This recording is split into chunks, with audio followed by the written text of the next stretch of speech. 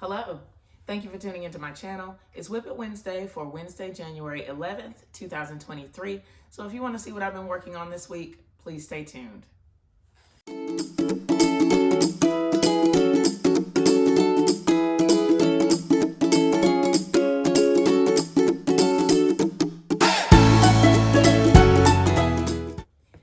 I hope everybody's had a great week, a great start to the new year. I'm excited to share what I've been working on. I haven't done a lot of sewing yet this week, but I did take some time to do some planning, so I want to share what I've been planning and working on with you. I did get one finish. I finished this mixed up bear, and I just have to deliver it. So I'm really happy with the way this turned out. It's all stuffed and stitched up in the back. So this is the front of the little bear. You can see the little red and white, and then the black and white on the arms, and then the blue and red is down here on the feet, but then I have all blue and red on the back. So it's really nice. I love the little contrasting ears. So you see how they're blue on the front and then red on the back, just to give a little bit of variety and sweetness to this bear. I need to get it delivered this week. I'll get it delivered so that they will have it. And then I have some, I have one bear and pillow that I'm gonna work on after I get this one delivered. Well, maybe I'll start it before, but we'll see. But yeah, so this is done. Super cute. Can't wait to get it off to its owner. Okay, and then the rest of this weekend, like on Saturday, I took some time to just do some planning. So I want to share a little bit of that with you. I have two bags with some shirts in them that need to be turned into quilts. So we'll just kind of go through those one at a time. Really, I don't have, I don't even know how to explain it, but I have the plans kind of written down here in my little journal. So I'll talk you through those just briefly as a part of this video.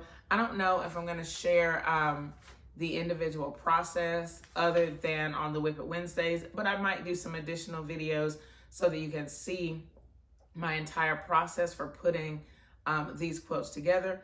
If you are interested in making a t-shirt quilt, I've made a couple and I've brought you on, to that journey, and I'll link that playlist in the description box so that you can go back and check it. It'll also be in the iCards right here so that you can check out the process for how I made that particular t-shirt quilt. These quilts are all a little different. They turn out a little different every time, and so I may actually go through and list several t-shirt quilts that I've made, and you can kind of follow along with the process. All right, so let's see. I'll start with this bag, because this is the simplest one. Here it is, and it has cheer items, so shirts from cheerleading and shirts from high school. Not my own high school and cheerleading career, but another person. And so I'm going to be laying everything out. Well, actually, I still need to get the shirts prepared. What I've done so far is I counted the shirts, and there are 30 shirts that I'm going to need to work with. I thought that there were 27 and that I would end up having to combine a few shirts on some panels, but I really don't. Since there are 30, I'm just gonna do a 5x6 layout. And so what I've done is I went ahead and measured all of the designs for the shirts, so I know kind of what measurement that I'm looking for. And what I'm looking for is a 15-inch measurement for the shirt, for the blocks. I'll put it like that, for the blocks. So if it's a big design, then that design by itself can be a block, but there will be some that have little designs that I'm gonna have to put little sashing around them to make them work. And I'm gonna get the sashing from other shirts. So I'm gonna coordinate the smaller panels with some other shirts, like the backs of shirts or something like that, so that I can pull similar colors that are gonna go with them. And then I will start doing the layout for this. I'm excited about it because even though it's not going to be super hard, I don't think, it is a tedious process. So I just want to make sure that I get everything done right on it. So it's going to take a while, but I'm up for the challenge, of course. So that is the first quilt.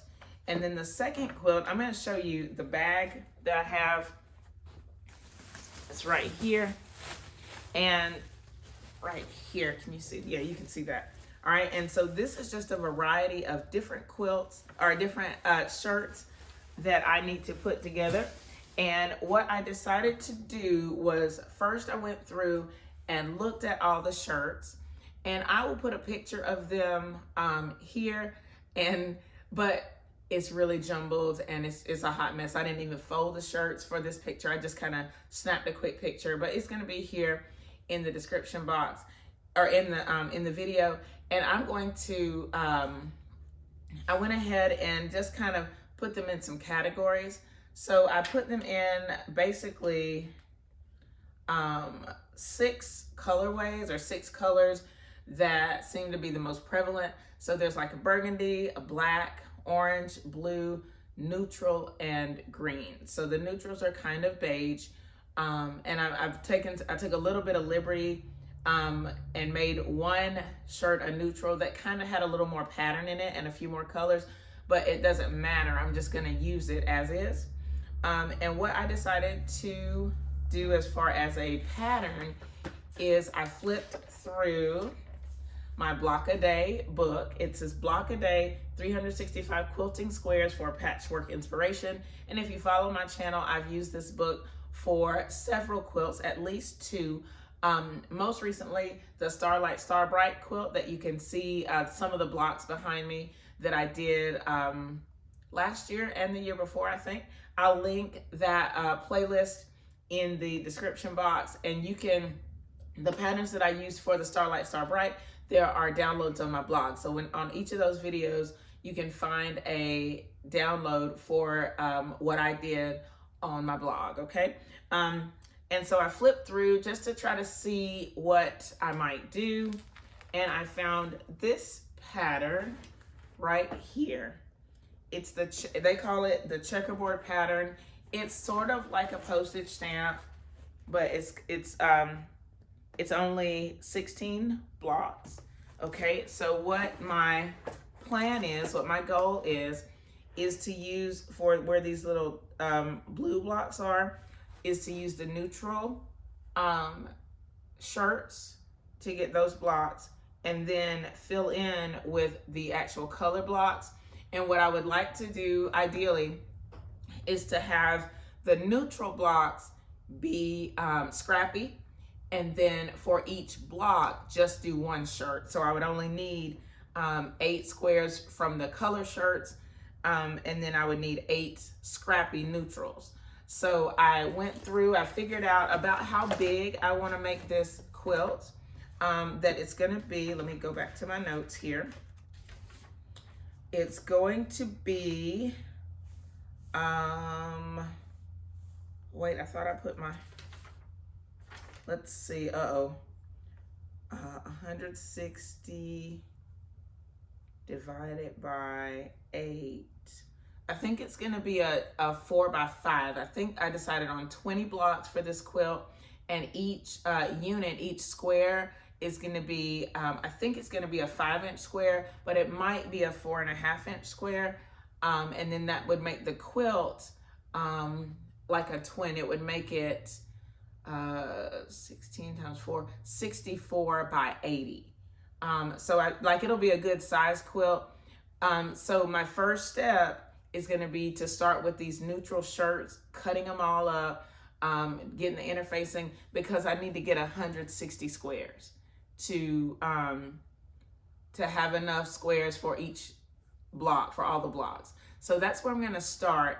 And then just gradually, since from the others, if I can get the 160, then I would only need 8 from each of the other shirts. And there are 20 shirts that I'm using. Okay, so there would only be 8 blocks that I would need to get from each shirt. There are a couple, like the black shirts, that I need to see if I can get 16, but we will see how that works out, because there's a small number of black shirts. But I'm excited about the process. I think that this quilt will be super fun to make, and I would love to show you each week the progress I make on it, okay? So that's where I am as far as quilting sewing this week. Let me know in the comments what you're working on, what you're excited about. I'm just really happy to get back to quilting. I still need to kind of make my schedule now that school's back in session.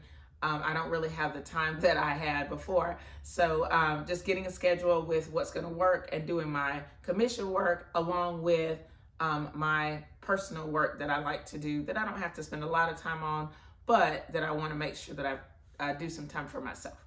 All right, if you have any questions about what you've seen in this video, please leave them in the comments below. Thumbs up this video, share it with your friends, and subscribe if you haven't already. Thank you so much for watching, and I'll see you next time. Bye.